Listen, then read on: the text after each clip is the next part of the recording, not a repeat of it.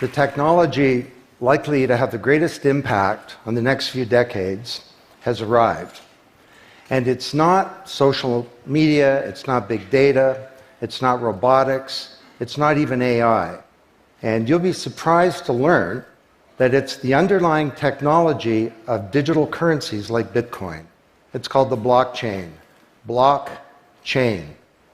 Now, it's not the most sonorous word in the world, but I believe that this is now the next generation of the internet, and that it holds vast promise for every business, every society, and for all of you individually. You know, for the past few decades, we've had the Internet of Information. And when I send you an email or a PowerPoint file or something, I'm actually not sending you the original, I'm sending you a copy. And that's great. This is democratized information. But when it comes to assets, things like money, financial assets like stocks and bonds, loyalty points, intellectual property, music, art, a vote, carbon credit, and other assets, sending you a copy is a really bad idea. If I send you $100, it's really important that I don't still have the money and that I can't send it to you. So this has been called the double spend problem by cryptographers for a long time. So today, we rely entirely on big intermediaries, middlemen like banks, government, big social media companies, credit card companies, and so on, to establish trust in our economy. And these intermediaries perform all the business and transaction logic of every kind of commerce, from authentication, identification of people, through to clearing, settling, and record keeping. And overall, they do a pretty good job, but there are growing problems. To begin, they're centralized. That means that they can be hacked, and increasingly are. And JP Morgan, the US federal government, LinkedIn, Home Depot, and others found that out the hard way. They exclude billions of people from the global economy. For example, people who don't have enough money to have a bank account. They slow things down. It can take a second for an email to go around the world, but it can take days or weeks for money to move through the banking system across the city. And they take a big piece of the action, 10 to 20%, just to send money to another country. They capture our data, and that means that we can't monetize it or use it to better manage our lives. And our privacy is being undermined. And the biggest problem is that overall, they've appropriated the largesse of the digital age asymmetrically. And we have wealth creation, but we have growing social inequality. So what if there were not only an internet of information, what if there were an internet of value? Some kind of vast, global, distributed ledger running on millions of computers and available to everybody, and where every kind of asset, from money to music, could be stored, moved, transacted, exchanged, and managed, all without powerful intermediaries. What if there were a native medium for value? Well, in 2008, the financial industry crashed, and perhaps propitiously, an unknown or anonymous person or persons named Satoshi Nakamoto created a paper where he developed a protocol for a digital cash that used an underlying cryptocurrency called Bitcoin. And this cryptocurrency enabled people to establish trust and do transactions without a third party. And the seemingly simple act set off a spark that's ignited the world, that has everyone excited or terrified or otherwise interested in many places. Now, don't be confused about Bitcoin, okay? Bitcoin is an asset. It goes up and down, and that should be of interest to you if you're a speculator. More broadly, it's a cryptocurrency. It's not a fiat currency controlled by a nation state, and that's of greater interest. But the real pony here is the underlying technology. It's called blockchain. So, for the first time now in human history, people everywhere can trust each other and transact peer-to-peer. And trust is established not by some big institution, but by collaboration, by cryptography, and by some clever code. And because trust is native to the technology, I call this the trust protocol. Now you're probably wondering, well, how does this thing work? Fair enough. Assets, digital assets like money to music and everything in between, are not stored in a central place, but they're distributed across a global ledger using the highest level of cryptography. And when a transaction is conducted, it's posted globally across millions and millions of computers. And out there around the world is a group of people called miners. These are not young people, they're Bitcoin miners. And they have massive computing power at their fingertips, 10 to 100 times bigger than all of Google worldwide. And these miners do a lot of work. And every 10 minutes, kind of like the heartbeat of a network, a block gets created that has all the transactions from the previous 10 minutes. And then the miners get to work trying to solve some tough problems. And they compete. And the first miner to find out the truth and to validate the block is rewarded in digital currency, in the case of the Bitcoin blockchain with Bitcoin. And then, this is the key part, that block is linked to the previous block and the previous block to create a chain of blocks. And everyone is timestamped, kind of like with a digital wax seal. So if I wanted to go and hack a block and say, pay you and you with the same money, I'd have to hack that block, plus all the preceding blocks, the entire history of commerce on that blockchain, not just on one computer, but across millions of computers simultaneously, all using the highest levels of encryption in the light of the most powerful computing resource in the world that's watching me. Tough to do. And this is infinitely more secure than the computer systems that we have today. Blockchain, that's how it works. So the Bitcoin blockchain is just one. There are many. The Ethereum blockchain was developed by a Canadian named Vitalik Buterin. He's 19 years old. And this blockchain has some extraordinary capabilities. One of them is that you can build smart contracts. It's kind of what it sounds like. It's a contract that self-executes. And the contract handles the enforcement and the management, performance, and payment. The contract kind of has a bank account, too, in a sense, of agreements between people. And today, on the Ethereum blockchain, there are projects underway to do everything from create a new replacement for the stock market to create a new model of democracy where politicians are accountable to citizens. So to understand what a radical change this is going to bring, let's look at one industry, financial services. You recognize this? Rube Goldberg machine. It's a ridiculously complicated machine that does something really simple like crack an egg or shut a door.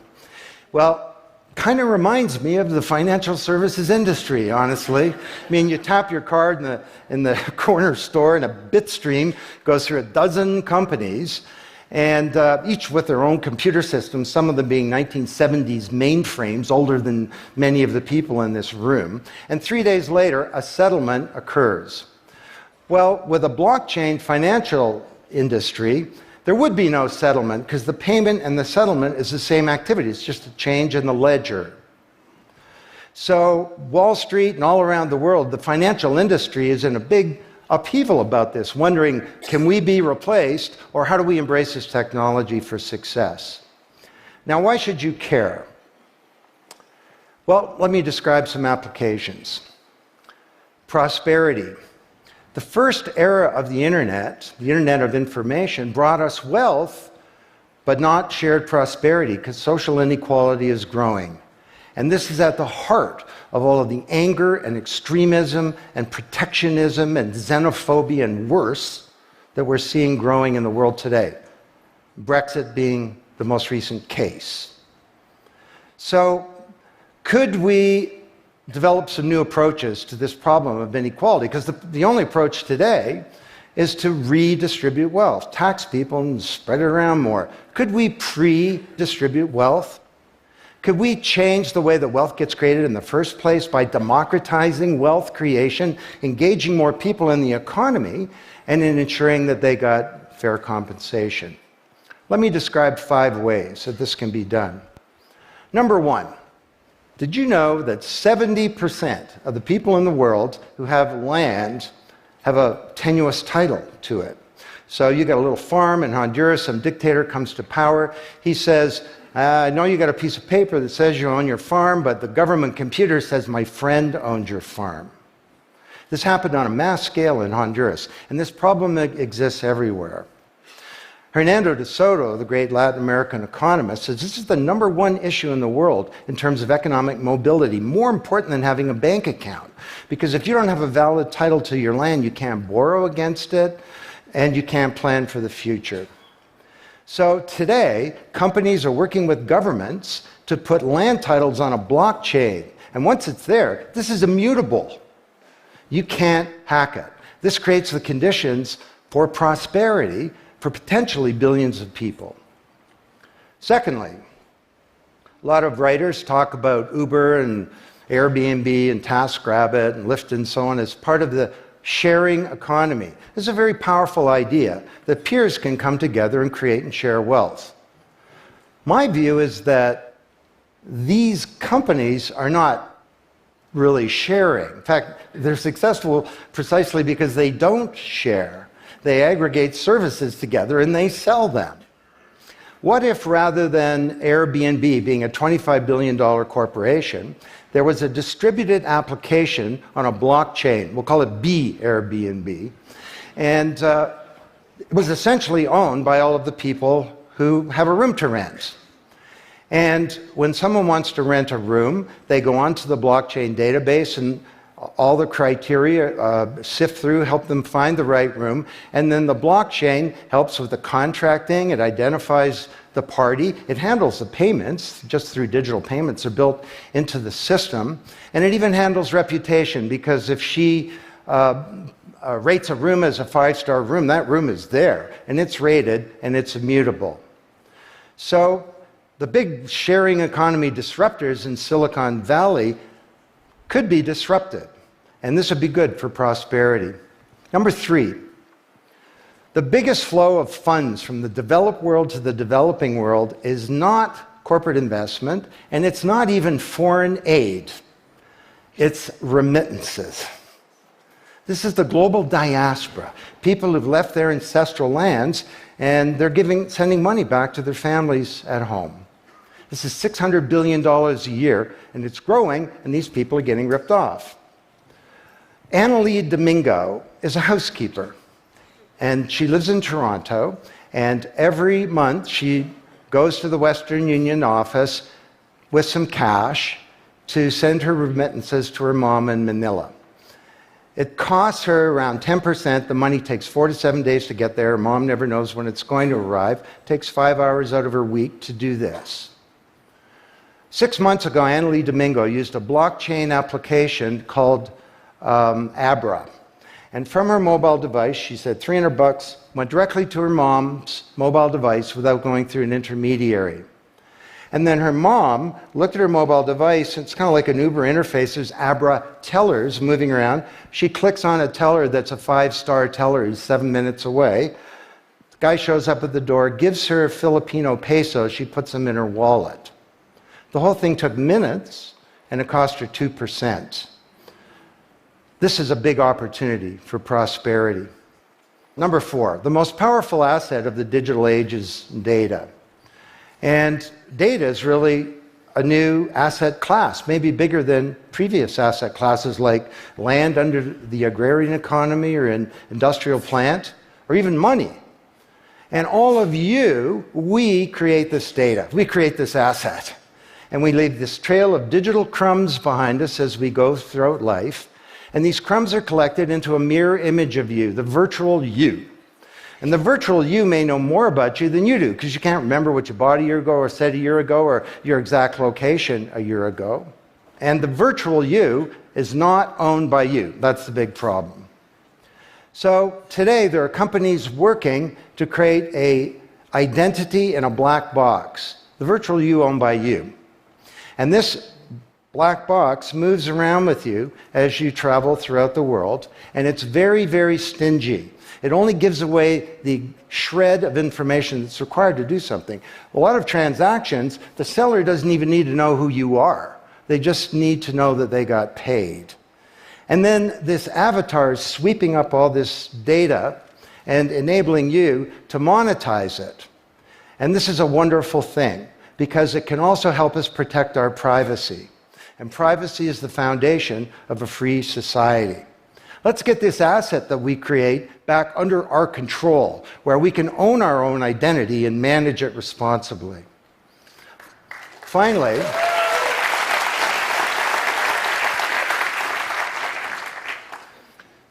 number 5, there are a whole number of creators of content who don't receive fair compensation because the system for intellectual property is broken. It was broken by the first era of the internet. Take music. Musicians are left with crumbs at the end of the whole food chain. You know, if you're a songwriter, 25 years ago you wrote a hit song, it got 1 million singles, you could get royalties of around $45,000. Today you're a songwriter, you write a hit song, it gets 1 million streams, you don't get $45K, you get $36. Enough to buy a nice pizza. So Imogen Heap, the Grammy-winning singer-songwriter, is now putting music on a blockchain ecosystem. She calls it mycelium. And the music has a smart contract surrounding it. And the music protects her intellectual property rights. You want to listen to the song, it's free, or maybe it's a few microcents flow into a digital account. You want to put the song in your movie, that's different, and the IP rights are all specified. You want to make a ringtone, that's different. She describes that the song becomes a business. It's out there on this platform, marketing itself, protecting the rights of the author, and because the song has a payment system, in a sense, a bank account, all the money flows back to the artist, and they control the industry rather than these powerful intermediaries. Now, this is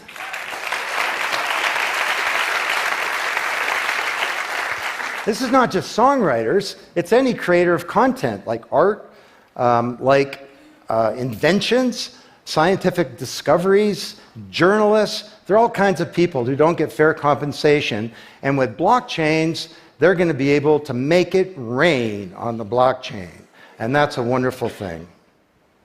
So these are 5 opportunities out of a dozen to solve one problem, prosperity, which is one of countless problems that blockchains are applicable to. Now, technology doesn't create prosperity, of course, people do. But my case to you is that, once again, the technology genie has escaped from the bottle, and it was summoned by an unknown person or persons at this uncertain time in human history, and it's giving us another kick at the can, another opportunity to rewrite the economic power grid and the old order of things, and to solve some of the world's most difficult problems, if we will it. Thank you.